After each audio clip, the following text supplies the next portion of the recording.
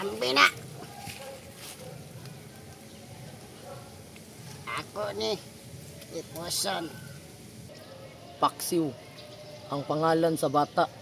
Dako akong duda nga atong bihag mo'y anak sa liking kawayan. Nakabantay mo? Dako na kay siyag samad pero wag gyapon siya namatay. Nakabantay po ko, Brad. Pero kung siya manggani ang anak sa liking kawayan, kasi Paksiw, wala na tayo pamaagi nga mabugtaw na to siya. Kaya ang iyang lihok sama kapaspas sa usa ka kilat nga kaliwat og ungo. Hilom diha. Mao na nay resulta sa sigig paminaw sa drama sa radyo.